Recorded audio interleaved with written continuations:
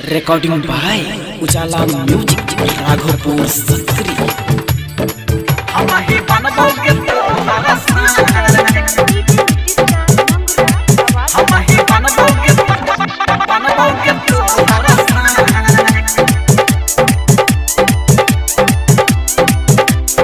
सुन के हमर गोरी मिलबो ने अब चोरी चोरी कह छियौ एगो बात आने हमारा ओरी आने हमारा ओरी।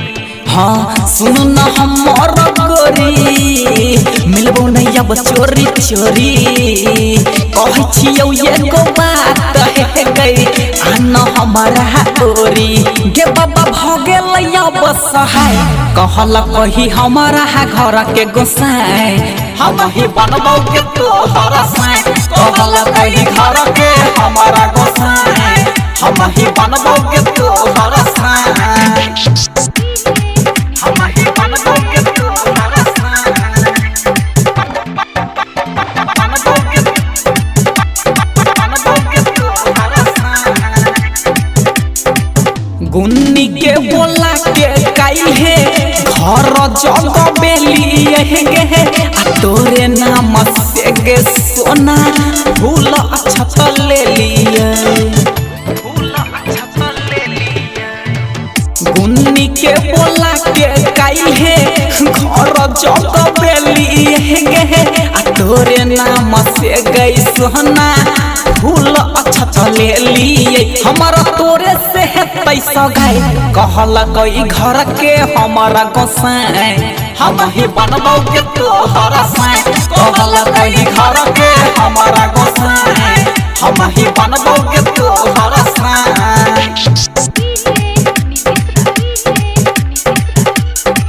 हम ही बनबो के तोहर साई।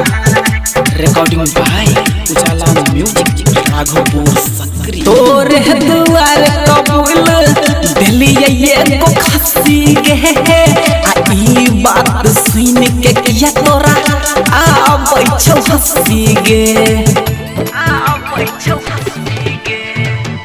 तोरे दुआर कबूल दिलिए एगो खस्सी गे ई बात सुन के किया तोरा आबै छौ हंसी गे। किसान चंदन के लेना बोलाय कहल गई घर के हमारा गोसाई हम ही बनबो के तोहर साई कहल गई घर के हमारा गोसाई हम ही बनबो के तोहर